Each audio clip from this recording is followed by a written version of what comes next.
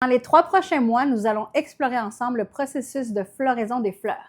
Est-ce que tu savais que chaque mois de l'année est représenté par une fleur? Par exemple, mon anniversaire est au mois de mai et la fleur du mois de mai s'appelle le muguet. Si tu l'as jamais vu, elle ressemble à ça. Une des caractéristiques du muguet, c'est qu'il aime pousser à l'ombre. Souvent, il pousse au pied d'un arbre. Ce sont des petites clochettes blanches qui poussent en grappe. Et même si la fleur est petite, son parfum peut remplir tout un jardin. C'est aussi une fleur qui supporte le froid et elle fleurit généralement entre avril et mai. Maintenant, une fleur très différente du muguet est le narcisse. Ça, c'est la fleur du mois de mars. Le narcisse aime le soleil. Il peut fleurir même seul et parfois il apparaît alors qu'il y a encore de la neige en mars, comme en ce moment précis. Cela nous enseigne quelque chose de très important. Pendant les 3 prochains mois, nous allons parler de ce qui rend chaque femme unique, mais aussi de l'importance que chacune de nous a dans le jardin de Dieu. Chaque fleur fleurit en son temps, d'une manière différente. Certaines ont besoin de soleil, d'autres ont besoin d'ombre. Mais il y a une chose que nous avons tous en commun. Nous devons toutes commencer par préparer notre terre, parce qu'aucune fleur ne peut fleurir dans une terre qui n'a jamais été préparée. Aujourd'hui, nous allons voir les 3 premières étapes pour préparer notre terre. Premièrement, il faut reconnaître la bonne saison pour préparer la terre. Deuxièmement, ramollir la terre. Et en troisième place, aérer le sol et enlever ce qui ne doit pas rester. La Bible dit dans Osée 10:12, « Semez selon la justice, récoltez selon l'amour. Défrichez-vous un champ nouveau, car il est temps de chercher l'Éternel jusqu'à ce qu'il vienne et répande pour vous la justice comme la pluie. » Alors une question se pose. Comment savoir si c'est le bon moment pour préparer notre terre? Et de quelle terre parle la Bible? Elle parle de la terre de notre cœur. En agriculture, la préparation du sol se fait généralement après l'hiver, comme maintenant. La terre, elle est souvent dure, elle est gelée, elle est sèche. Et c'est justement à ce moment-là que le travail de préparation de la terre commence. Mais une autre question se pose. Comment savoir si je traverse une saison de sécheresse spirituelle? Dans la nature, avant qu'une fleur apparaisse, il y a souvent une saison de sécheresse. Et dans notre vie spirituelle, c'est la même chose. Parfois, Dieu permet des moments où tout semble sec. Non pas pour nous détruire, mais pour préparer notre terre. Si tu te demandes si tu es dans une de ces saisons, je t'invite à te poser 3 questions. Est-ce que je me sens découragée ou fatiguée intérieurement, même si extérieurement tout semble continuer à fonctionner? Ou peut-être ai-je perdu l'enthousiasme ou la joie pour des choses qu'autrefois me donnaient de la vie, même les choses de Dieu? Peut-être aussi, est-ce que je sens quelque chose en moi qui s'éteint, comme si une partie de mon cœur était devenue sèche ou endormie? Si tu as répondu oui à certaines de ces questions, peut-être que tu n'es pas dans une saison d'échec, mais dans une saison où Dieu prépare ta terre pour quelque chose de nouveau. Rappelle-toi de ce qu'Osée 10:12 dit, « Défrichez le sol dur, car il est temps de chercher l'Éternel. » Temps de quoi? Temps de chercher l'Éternel. C'est pas le temps d'abandonner. C'est pas le temps de te décourager. C'est pas le temps de baisser les bras. C'est le temps de chercher l'Éternel. Maintenant que nous comprenons la saison dans laquelle on se trouve, moi personnellement, je suis dans une saison très sec, mais je suis prête à passer au deuxième processus. Quand la terre est sèche et compacte, la semence, elle ne peut pas pénétrer. Mais la même chose arrive avec nos cœurs.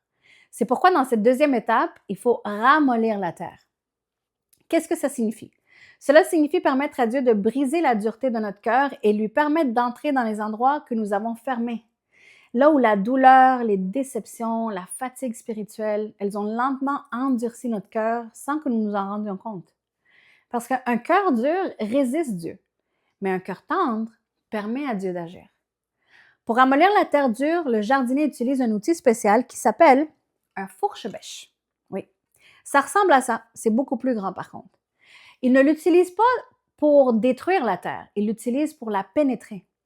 Quand la terre devient dure à cause de la sécheresse, la semence, elle ne peut pas rentrer. Alors, le jardinier, il plante profondément la fourche-bêche dans la terre, la bouge et brise la dureté du sol. Ce n'est pas un processus doux. Au contraire, la terre se brise, se soulève, elle s'ouvre, mais c'est exactement ce qui permet à l'air d'entrer, à l'eau de pénétrer et à la vie de repousser. Dieu fait souvent la même chose avec notre cœur.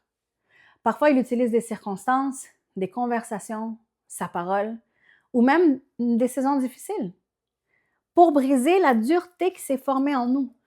Non pas parce qu'il veut nous faire du mal, non, pas du tout, mais parce qu'il veut rendre notre cœur à nouveau accessible à lui. Parce que quand le cœur se ramollit, la semence de sa parole peut enfin prendre racine. Ézéchiel 36, 26 dit, « Je vous donnerai un cœur nouveau et je mettrai en vous un esprit nouveau. J'ôterai de votre corps le cœur de pierre et je vous donnerai un cœur de chair. » Dieu ne brise pas ton cœur pour le détruire. Écoute bien. Il le brise pour le rendre fertile à nouveau. Maintenant que la terre est ramollie, quelque chose d'intéressant se produit. Des choses commencent à apparaître, des choses qui étaient cachées. Des vieilles racines, des pierres, des mauvaises herbes. Et le jardinier, il sait s'il n'enlève pas tout ça, les fleurs n'auront jamais de place pour pousser. Parce que les mauvaises herbes ont une particularité. Elles poussent toutes seules. Elles n'ont pas besoin de semer. On n'a pas besoin de les arroser. On n'a pas besoin d'en prendre soin. Elles apparaissent simplement. La même chose se produit dans notre cœur avec l'amertume, la comparaison, l'envie, le ressentiment, le manque de pardon. Ce sont des choses que nous n'avons pas besoin de cultiver. Elles poussent toutes seules. Mais si nous voulons que Dieu plante quelque chose de nouveau dans notre vie, nous devons lui permettre d'arracher ses racines. Alors la troisième étape, elle est aérer la terre et enlever les mauvaises herbes. Et je veux te dire quelque chose d'important. Les mauvaises herbes poussent automatiquement, mais les fleurs poussent intentionnellement. Quand le jardinier remue la terre, il découvre souvent des vieilles racines encore attachées au sol. Si elles ne sont pas enlevées, la nouvelle plante n'aura pas de place pour pousser. Spirituellement, la même chose peut arriver.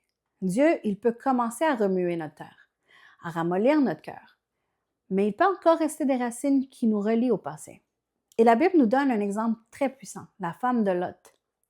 Quand Dieu a délivré Lot et sa famille de Sodome, il leur a donné une instruction très claire. Ne regardez pas en arrière. Mais la femme de Lot a regardé en arrière. C'était pas seulement un regard physique, c'était un cœur encore attaché à ce que Dieu était en train de laisser derrière. Et la Bible dit qu'elle est devenue une statue de sel. Pourquoi? Parce que parfois, Dieu veut nous conduire vers une nouvelle vie, mais nous restons attachés à ce qu'il a déjà décidé d'enlever de notre terrain.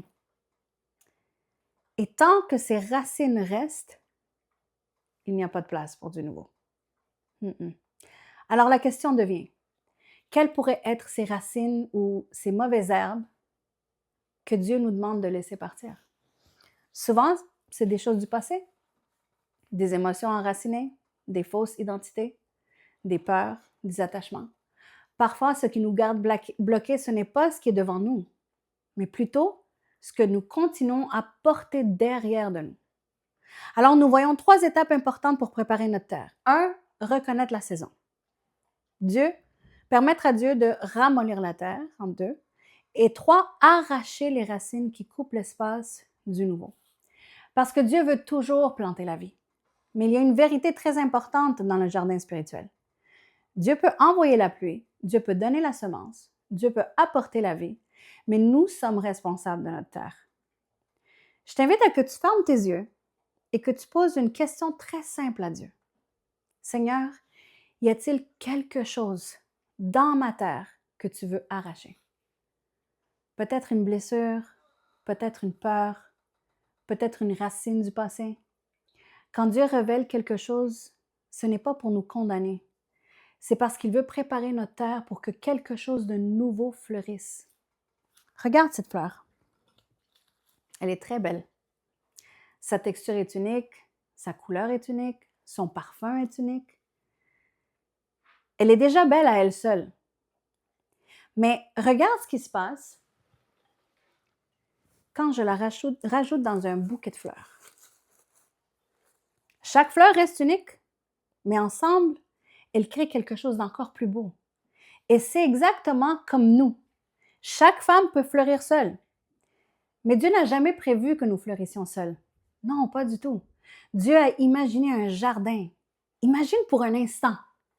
Que se passerait-il si chacune de nous permettrait à Dieu de préparer sa terre et que nous commencions toutes à fleurir ensemble? Dieu n'est pas à la recherche de fleurs parfaites. Il prépare un jardin rempli de femmes transformées. Et cette transformation commence quand nous permettons à Dieu de préparer notre terre. Si tu te retrouves comme moi, dans une saison de sécheresse, et tu te dis, oui, oui, tout à fait, je pense que il est temps que je laisse de la place pour faire pousser du nouveau. Il est temps de chercher l'Éternel, chercher le Seigneur. Il est temps qu'ensemble, on puisse fleurir et qu'on puisse créer un jardin de femmes transformées pour pouvoir transformer les autres femmes qui sont à ça de perdre le focus, à ça de perdre leur but, à ça de perdre le pouvoir de Dieu pour rétablir ou faire repousser quelque chose de nouveau en eux. Je t'encourage à qu'ensemble, pendant les prochains 3 mois, on puisse choisir de préparer ces étapes, la préparation de notre terre, et qu'on puisse laisser Dieu ramollir notre cœur et qu'on puisse voir dans les prochains mois une nouvelle semence et qu'ensemble, on puisse fleurir pour le royaume de Dieu.